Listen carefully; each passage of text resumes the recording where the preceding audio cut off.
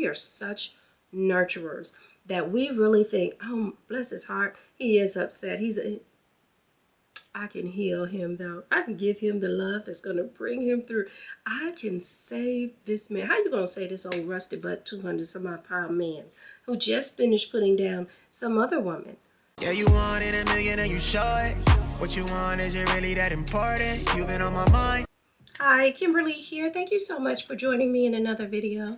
And I usually say some things at the end of the video with regard to my appreciation of you watching the video, but I feel a need to say it off the top right here, right now. And I just want to say you all are a phenomenal community. I love it. The comments you all have been leaving, the things that you've been saying have been ultra encouraging, not only just for me, but I feel like what we're doing is leaving an imprint for anyone who might watch a video later. Some new people might come along, kind of wonder, in general, what is it? See, I don't know about you, but for me, when I watch a person's video, a lot of times if I'm not cleaning or doing things with my hands, I'm scrolling down in the messages and I kind of want to read what someone has said. And if someone is saying something that I agree with, rather than say it also, I don't just say, oh, well, somebody said it, because I still want to interact, and I don't just give a thumbs up because I think typing a comment is better. So I'll literally type, even if it's just 100% or I totally agree, or,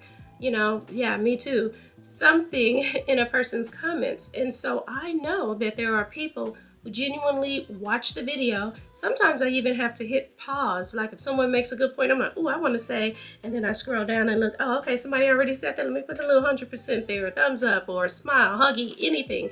And I know that people do that too. And so seeing the comments that you all have left, seeing the gems that you all have dropped, because I kid you not, you all have dropped as many gems, if not more, than I have in the actual video. You all have said some things. I'm like, you know what, you show right. Yeah, that's another good point. I wish I had said that too. But I'm just ever so thankful for the comments and things that you get. It genuinely makes me feel like, yeah, we got the assignment here. We're out here to help and do good things. And that matters more to me than I can ever express. So thank you, and another big old fat thank you. I appreciate all of you, all of your comments, and your genuine, your heartfelt messages for people. I got on my last video some condolences, other people who, just to say what it was, I talked about the loss of my father, and other members were saying condolences to other people who expressed that they had lost their father as well. And I was like, oh, it really did warm my heart. Like, I'm not even kidding. That means a ton to me. It feels like, okay, yeah, I'm finding the purpose of it all, and that feels really good. So thank you. That's the last time. That's it. That's all. No more. All right, so what do I want to talk about in my video today? I want to talk about the importance of gathering intel when you're dating. And let me just say this. It is very late tonight. This is Friday. It's very late, and here's the problem. I'd already taped the video on this subject before. I uploaded it. I did all the things. Everything looked good. I even plugged my computer in just to make sure that it didn't lose power and all of that. And then I went ahead and went out to dinner. I come back and it said that my file was corrupted. You would have thought it would have said that immediately, but it didn't. And so I go through the hard drive. I do all the things. It's pretty late now. But I tried to retrieve that video and it just could not be found. So I am going to have to re-record this video, and if you know, I've been doing it off the top of my head, and so I'm trying to remember some of what I said before without sounding as if I am reading from a list, because when I tried that before, it wasn't a list, but I did have a couple of bullet points, and I went to make sure I hit the 6 points that I said I would do. I want to make sure that I maintain that informal authenticity, but I also wanted to make sure that I filmed again tonight, because it's important to me that I keep that commitment. I said I was going to do it on weekdays. By golly, I don't care if it's Friday, I don't care if it's late, I don't care if I'm tired. All of these things put aside, I am determined to film this video. Okay, so with all of that, I just kind of wanted to explain why it may not even be until technically Saturday that it uploads, but I'm not going to bed until I put this out into the world. But anyway, that being said, here's what I'm talking about: gathering intel as you date. And as I say this, I'm coming back from a date myself, a little dinner date, nothing Nothing big time. I've expressed this too before that I'm not at a stage just yet. I haven't even been divorced for a year. So I'm not at a stage just yet where I necessarily want to get serious about um, being in a relationship or serious about dating. I'm not yet intentional. I am still at that phase of gathering intel and of understanding, because y'all got to bear in mind, I haven't been dating for a very long time. I've spent most of my adult life married, and so the real, get out and get it and date it and all of that, I did in my heck of early 20s and stuff. So a little bit, I mean, you have date nights. Sure you do. You have that with your spouse, but y'all know what I mean. It feels like I don't really have my pulse on everything that's going on, but I swear it feels like these men out here are different. That's very much what I'm getting. I'm getting a sense of these men being different. And so I'm not a person who lives with a spirit of fear. I wouldn't say I'm afraid, but I am cautious. I'm definitely, I got my eyes open and I'm watching. And like I said, I'm gathering intel.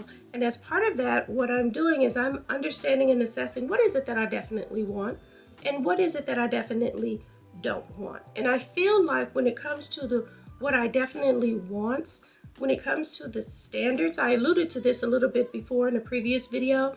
Standards to me are very, very across the board basic, right? I mean, it's the don't cheat. It's the be respectful, talk to me in the manner in which you want to be spoken to. It's, just those fundamental things. I think there are some differences between men and women to some degree. Like, I think for the most part, men definitely have a certain amount of respect that they require, whereas women have a certain amount of love that they require. And that's not to say that men don't need love and that you can disrespect a woman in the name of love.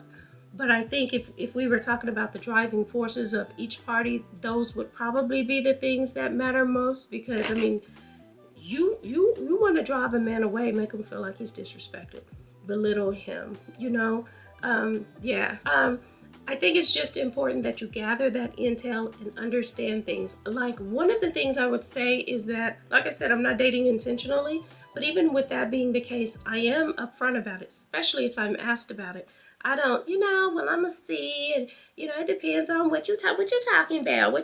No, it doesn't matter what he's talking about. I know where I am right now, and I'm in this space, and so I'm just very honest. I think, the whole game playing and all of that stuff is just for the birds. So I like to keep it very honest, and I say specifically, no, I'm not necessarily dating with intention yet. I'm open to seeing what's out there. I'm open to seeing what you're thinking about. In reality, my answer, if I was being just rock bottom honest, which I don't think anyone should ever put all of their cards on the table. I'm saying I don't hide my cards. I'm not doing all of that. But you don't need to see all of my cards.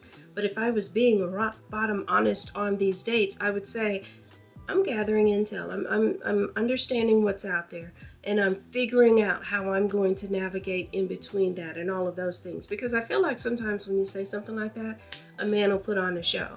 He'll show you what he wants to. But the wonderful thing about it is, the wonderful thing about putting on a show, that is that the show never lasts long. That curtain call comes sooner than later, especially if you've been doing your due diligence of watching and seeing what's going on. You'll see it sooner than later. It's just a matter of believing when you see it the first time. Because a lot of times we see something and we're like, am I tripping, or is he, you know what I mean? And it's okay to have that thought for a second. But pull back a little bit, watch a little closer, and make sure you gather even more intel. So let me just lay it in and talk a little bit about what I'm speaking on specifically. It was a few weeks ago that I went on a bowling date. Had a good time. Everything was fun, fine, and all that stuff. Fabulous. And, I like fun dates like that. So while we're out, it just so happens that the person with whom I was on a date had some friends that came by. But let me backpedal just a little bit. Prior to his friends coming by the bowling alley area that we were in, I kind of looked over and I looked again. I was like, unbelievable. Here I am. I'm probably 30-ish minutes away from home.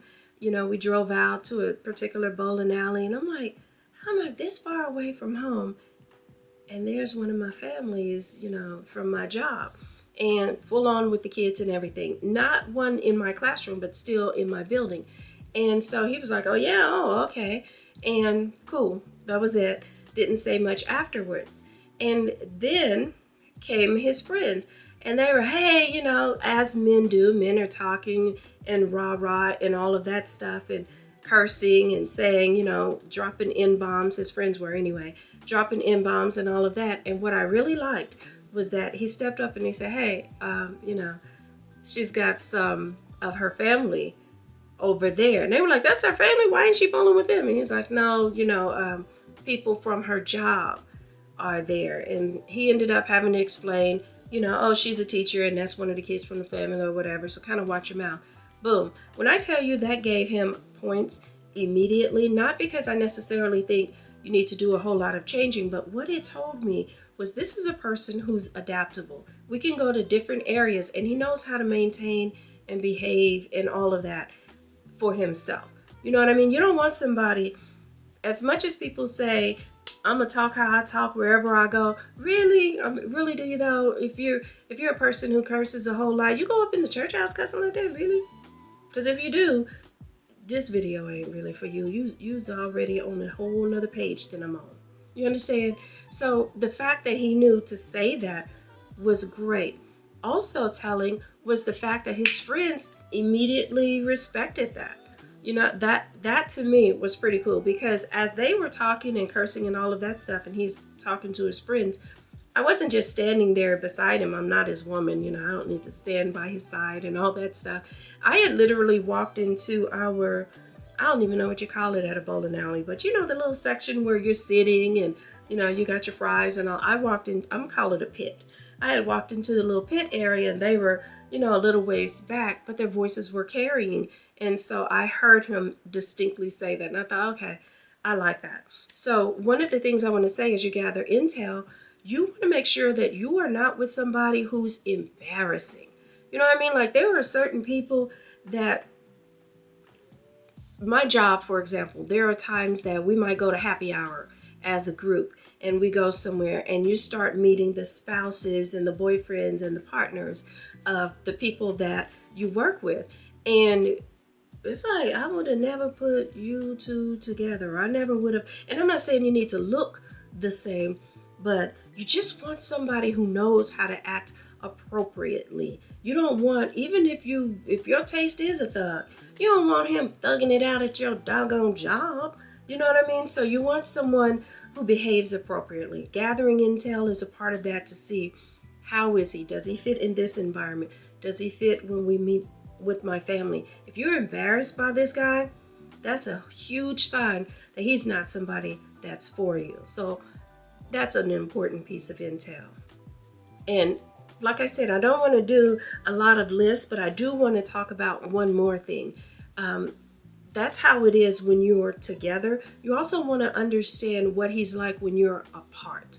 You know what I mean? So when you're apart, he's probably going to call you, text you, whatever y'all's form of communication is. I recommend not a whole lot of texting. Texting's cool here and there, but just if that's your main form of communication, I feel like you don't get the real sense of what that person is talking about, or you just don't get the real vibe. Text messages don't convey like voices do. And so as you're talking on the phone and all of those things with them at different points of the day, because, I need to know, we're not just on the phone when your wife or your girl is at work. We're not just on the phone, at booty call hours or things like that. We need to be able to talk and, say what we're saying at different points of the day without it sounding super guarded and all that. I'm not saying call and stalk the man. He works 8 to 4. You're calling at 8. You're calling at 12. You're calling at 2. I'm not saying that. But I am saying we should be able, especially with weekends, you don't work 7 days a week, do you? I mean, if you're working that hard, you're grinding that hard, you're doing that much, and you're not, able to take the time to date, then you shouldn't be taking the time to date. That's another thing I don't understand. I don't understand men who themselves say, I really don't have anything to offer you right now, and then they proceed to still want to take up your time. Don't do that. Don't allow that for you. The man done told you exactly who he is, and you got to go ahead and believe that when they tell you. But I'm a little bit off subject on that one. just trust me though. If he says, I don't really have time, or, yeah, I'm waiting until I get my money up, that's a pretty good excuse. I'm in hustle mode right now. That's one that I hear is out there as well. If he's telling you all that, give him the space. Go right ahead. Don't let all this goodness right here get in the way of that. Let him do his thing. But anyway, getting back to what I was saying. So as you're looking at him and he's saying all the things in person, that's fantastic. Also, you want to know, how do you feel when you're not always in person? And let me say this too about that in-person business. As you're there, really be in the moment. Be in tune with what he's saying. Don't worry about, oh, he's so fat, and do I look good? Is this my angle? Is this, don't do all of that stuff. Really be in tune. Really listen to what he's saying, but also listen when you're not together. How do you feel when you're together? Okay, that's great. Now, how do you feel when you're apart? And when he's on the phone and he's telling you, I miss you. Oh, okay. Don't sit there like, I bet you do. Yeah, I miss you too. We ain't got to the part where we're doing all the sugar talking and stuff yet. He misses you. Okay, that's cool. I actually tend to say nothing. When they say they miss me, I'm quiet. I'm providing you an opportunity to tell me what it is you actually miss about me. What do you miss? And if he doesn't have anything to say, I don't go into assumption mode. I don't just assume he missed me because of my dazzling personality. I remember that commercial, my dazzling personality. I don't assume that's what he missed. I don't assume he misses me because, I just give him all the warm and fuzzies. I listen and I gather intel. I am waiting to hear, what is it that you actually miss? Does he really miss me, or does he miss what I can provide for him? Does he really miss me, or does he miss what he thinks he can get out of me? Because if he misses you, and here's how you really know what a man is thinking about.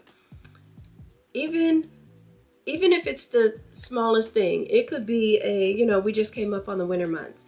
And as that happens, usually in your car, you get that light on your dash that's telling you your tires are off balance. Because, for some reason, they lose a little bit of air as it gets colder. That light comes on as he's on the phone talking about, yeah, I miss you and all that stuff. First of all, be quiet. See what is he going to say that he actually misses? And then as the conversation picks back up, just say something like, hey, you know what? I had a light come on my dash. What did it look like? Oh, I can text you the picture and show you what it looked like. If he's not interested in helping you solve that problem of that light being on your dash, you're probably not the one for him. If that's something that he can actually put out of his mind, he's not thinking about it, you're probably not the one for him. Because one thing I know about a man who cares about a woman, he's very protective of that woman. If he thinks there's the slightest possibility that something could go wrong in her car, that the light on the dash means that there's an opportunity for her to be out somewhere and stranded and he cares about her, he's not going to let that happen.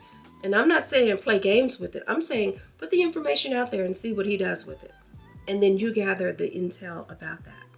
That is important because, what else is he really missing? He hasn't told you anything. One thing I know about men, they are very specific about what it is they want, what it is they feel. Very specific. And I don't mean specific in terms of the mushy love yous and all that stuff, but specific in terms of they feel like you're someone that they really want, they're going to state that. They're going to make that very clear. If y'all are dating and you've been dating for weeks and months and all of that, and he has said nothing about getting closer and all that, he is not so interested. Y'all have been friends, and next thing you know, he's holding and kissing, and don't assume that means, oh, okay, we're moving to the next level. I'm just sitting there taking it for what it looks like. It looks like friends with benefits. Do not assume and presume. Just gather your intel. Let him tell you what it is specifically that he wants. These hunting men are hunters. I've already said that before. These hunting men will tell you what it is that they want. And if they're not saying that they specifically want you, then don't assume that they do. Even if let's say you're with someone and he tells you he's at a point in life where he wants to settle down. Don't just assume, oh yeah, you want to, oh okay, I got this. just because he said it in general doesn't mean it's specific to you. He's not saying he wants to settle down with you. He's just saying he's at that point in life where he wants to settle down. When and if he wants to settle down with you, he is going to specifically say that he wants to settle down with you. You got to listen for that. And so as he's saying those things like that, if by chance he also says, you know, I'm thinking you might be someone that I can settle down with. Not only should you ask him what makes him think that about you, but you should be asking him, so how have you gotten to this point? I mean, we all have exes, you know, that's not a big deal. What have you actually learned from your past relationships that make you think you're ready for another one? You know, what tells you that, yeah, you're ready to jump in again into another relationship? And then again, you got to start listening closely. Is he ready to jump into a relationship? Because that last chick I was with, she did this, she was grimy, she whatever. But I can tell that you're not the type that would do that. You seem like a real sweet girl. You seem like a... If he's going into all of that, that man ain't healed. He's ready to be your problem. He's ready to jump into that. But he is not someone that you want to be in a relationship with. Don't just sit there and say, okay, he threw with her. Yeah, No, listen to what he said. Because not only has he just finished bashing another woman, for example, and you might be the next one, but he also hasn't told you anything about himself that actually says, yes, he is qualified. To me, a better answer would be, you know what? I've had some wonderful women in my past life. For whatever reason, it didn't work out. But here are the things that I learned. Here's what I learned about myself. Here's what I found out that I want to do moving forward. Here are the life lessons that I've gotten. Here's how I healed my... Like, you want to hear some of that stuff. He ain't saying none of that. He's just sitting there blaming someone. I'm not saying don't just holler out, check, please. But in your mind, you should be thinking, check, please. Finish the meal. Have a good time. Keep gathering intel. Because here's one thing that I find a lot of women do. A lot of times after we have a date like that, a man can even say all of those things. But we are such nurturers that we really think, oh, bless his heart, he is upset. I can heal him though. I can give him the love that's going to bring him through. I can save this man. How you going to say this old rusty butt 200 some odd pound man who just finished putting down some other woman? What? That is just our nature. He just needs love. Maybe he does. Maybe he needs therapy. Maybe he needs something other than you. I don't know. But I would just say, I wouldn't jump and volunteer myself to be the person who heals him. I would not, no. I mean, you can if you want to, but I'm saying, to me, a better option is just gathering intel. And let me tell you something about this whole gathering intel, going to dinner, and all of this, because it wouldn't be me if I didn't share a little piece of my business. But so tonight, I told you I went on a date, and I was asked the same question. We've been dating. We've gone out a couple of times over the course of a few weeks or whatever now. And so it was just one of those things where he was like, you know, so we've been doing this for a little while. And I told you off the top that I was a man who's dating with intention. I said, I understand that. And I also said that I'm not quite at that point. And so basically, y'all, I got dumped tonight. And I don't mind it at all. I'm cool with it. I got dumped because we reached a point of an impasse. Like, either I am willing to commit and move forward in this way. And the ironic thing is, honestly, as he and I continue to date, I can honestly say I'm not really dating anyone else. So if you want to be technical to the utmost degree, yeah, I could say we were exclusively dating, but when you put that actual label on that, that to me says you're shifting more into girlfriend-boyfriend mode, and I'm just not there yet. I got other stuff to do. I got this to do. I got my job to do. I wouldn't necessarily say healing to do, but I just want to take time to do just good old-fashioned me. Last year was the first time that I went on a solo international trip, and I found out I kind of like it. I kind of want to do more of that. And what was funny gathering that intel is that I told him about that. And he was like, well, we get together, those days are over for you. I ain't say I want them days to be over. So I ain't say that. Like, I mean, when you're in boyfriend, girlfriend mode, married and all of those other things, I still think it's healthy if one of you wants to go on a solo trip by yourself. But when he said that, danger, danger, a little flag kind of came up in the back of my mind. Like, is this a person who is about ready to close in that much? But I didn't, I didn't get upset or mad or anything. I just kind of was like, oh, okay. Thinking still like, I don't think I like the sound of that too much. Now, bear in mind, this person has all these other wonderful things going on that I've enjoyed. He's a gentleman. Like I said, he made sure that his friends were respectful. He seems like someone that knows how to conduct himself in different settings. He's not the same bullish guy. Now, to be clear, I mean, he is a gentleman with me, but I could tell that as he was talking to his friends, he had just enough of that little, I want to call it hood, but it was hood. Okay, it was hood. But I could tell that he's not a pushover guy. He's a man's man as well as a gentleman. And that mattered, all of those things. But that little statement there, that was a red flag. And without telling a whole bunch of the business, there were a couple of other red flags that kind of made me feel like he just might be a little more possessive. Now, to be clear, when a man sees what he really wants, he does want to lock it in. I can respect that. So I understand that portion of it. I don't need anyone to explain that part of it to me. But there was also the little something in the back of my mind that said, I don't think he's going to understand that if and as I move into a relationship, I will do it as a whole and complete woman, looking for a whole and complete man who will make a whole and complete couple with me. I'm not a partial woman who needs this man to go on the trips. I don't need this man to do all the things. I don't know if that's making sense. I mean, maybe that's a part that should be persuaded out of me, but it won't. It won't be. I genuinely believe that I need to be a whole and complete person. I think I am. I'm just not yet interested in settling down with a whole and complete man either. But anyway, it ain't getting late. It's actually late. I'm tired. I hope that this video makes a bit of sense. My main point, the only point I'm making, is that as you're out there dating, just make sure you're gathering intel. Don't feel like you got to jump right in and do all of that stuff. And if you get dumped, like I got dumped, just understand that what's really for you is still for you.